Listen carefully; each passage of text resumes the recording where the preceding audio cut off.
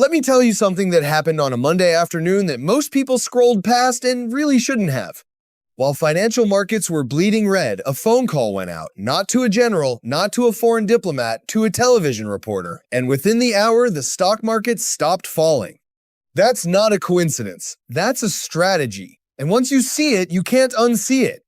Here's the setup. For days, the public had been told this was a serious, sustained military campaign. The Secretary of Defense went on national television, 60 Minutes no less, and said, and I'm paraphrasing, "We've only just begun. Their navy is being dismantled piece by piece. There will be more boats sunk. This is the early innings." What was the Iranian navy is largely no more. There'll be more boats to be sunk, for sure. So their ability to project any power in that area in a naval sense is diminishing and will be increasingly diminished. Again, what I want your viewers to understand is this is only just the beginning. But I would also remind your audience it's early. It's 6 days into this campaign, 6 days. So we're going to have a lot more options over time on critical waterways like that to ensure that we can safeguard them and make sure safe passage. 6 days in, he said. 6 days. Framing it like a long road ahead, a committed operation with a defined mission. Then, 48 hours later, the President of the United States tells a reporter the war is pretty much complete. Pretty much complete. The same war, the same week.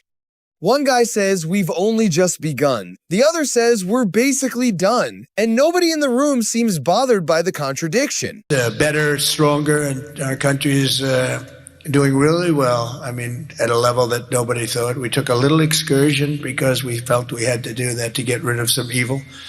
And I think you'll see it's going to be a short-term excursion. How good is our military, right? Amazing. How good? Short-term.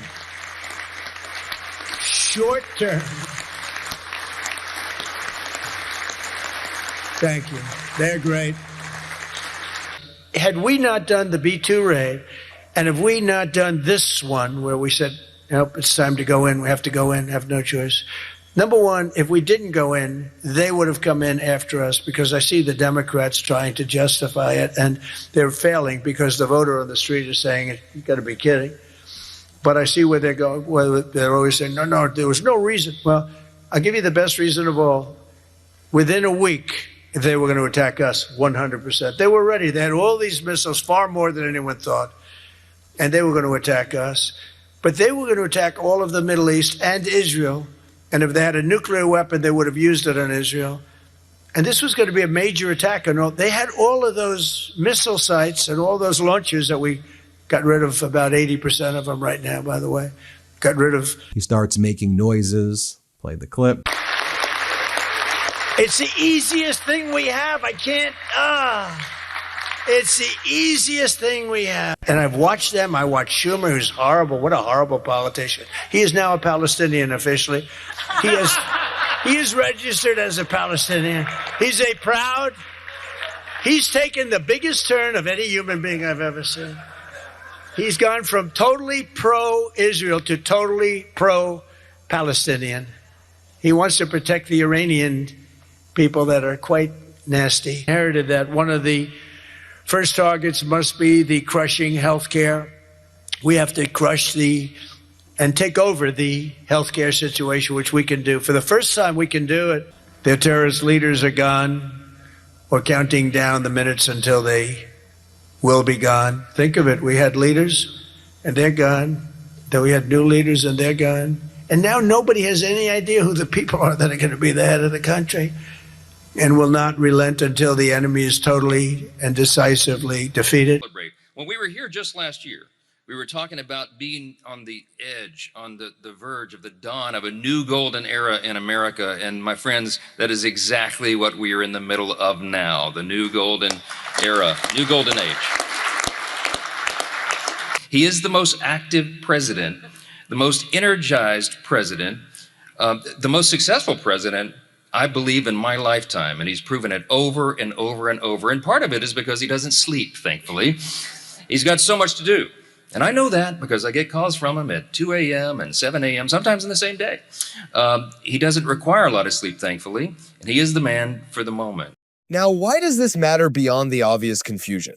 Because look at when that call happened.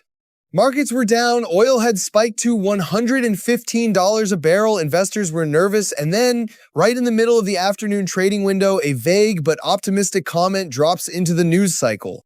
Not a press conference, not an official statement, a phone call to one reporter. Markets reversed, oil fell 30%, losses erased. You can draw your own conclusions about intent, but the timing is surgical. Meanwhile, here's what's actually happening on the ground, or rather, what isn't happening. The original stated goals of this operation were threefold. Dismantle the regime, eliminate the nuclear program, destroy the capacity to project power across the region. None of those three things have been achieved. What has happened is this. Iran now has a new supreme leader, and by most accounts, this one is more hardline than the last. Iran has a new supreme leader. What does that mean for your military effort and the confrontation with the United States and Israel? That means the system is quite functioning. So the United States says it's drastically degraded the Iranian military, the capabilities as far as missiles is concerned, drones is concerned. How much longer can you do this? That is one of the false narratives that the United States government is producing. Iranian military is quite strong, as you see.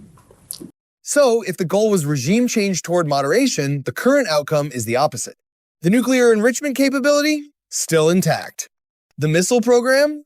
Officials claim roughly 80% of launch sites were destroyed, but Iran's own foreign policy advisor went on camera and called that a false narrative, saying their military remains capable and that all investing, their weapons are domestically produced. They don't rely on imports, they can rebuild.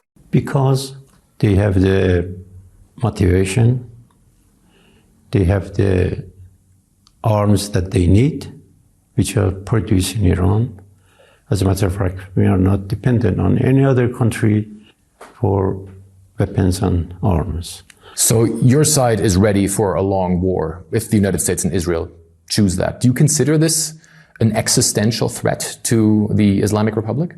It is an existential threat to the Islamic Republic, and therefore we have to stay with full might, as we are doing now. Is your side seeking, or will you seek, a ceasefire with the United States at this point in time, and with Israel? I don't see any room for diplomacy anymore, because Donald Trump has been deceiving others and not keeping with his promises.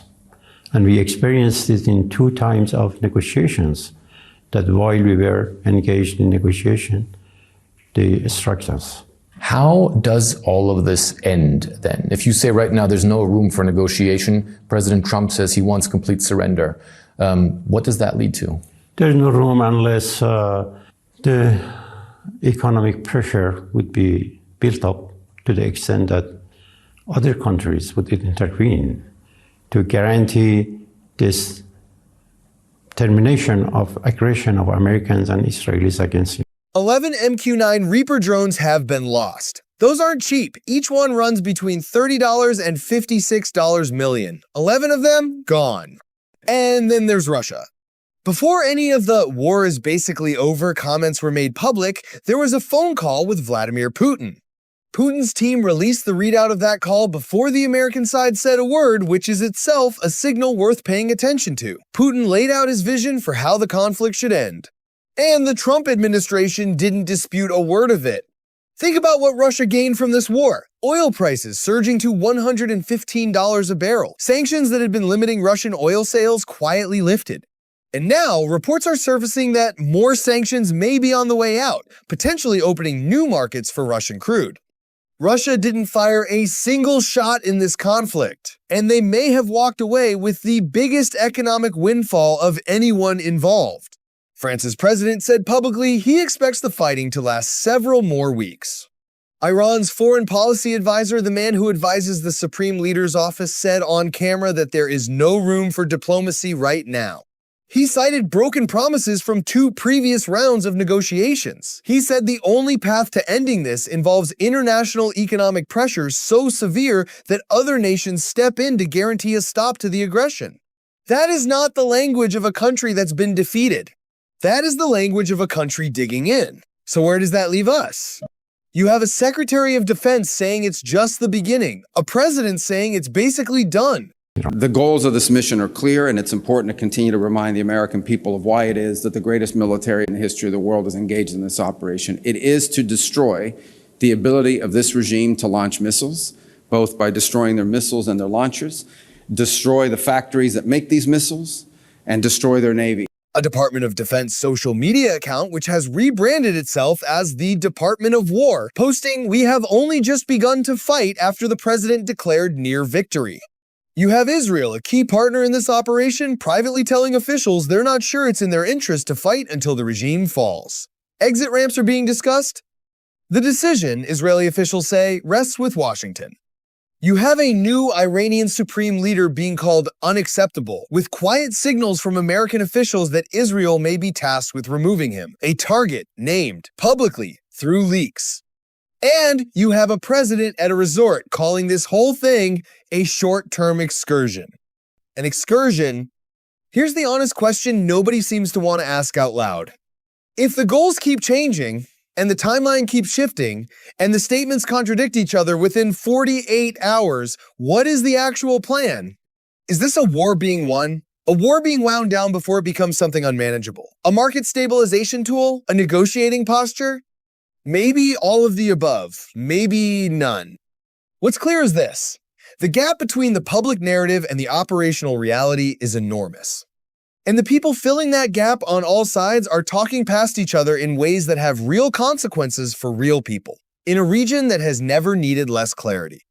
The mission accomplished banner has been hung. Whether the mission is actually accomplished is a different question entirely. That's the story as it stands today. Stay informed, stay skeptical, and pay attention to the timing of things, because in politics, timing is usually the most honest part of any message.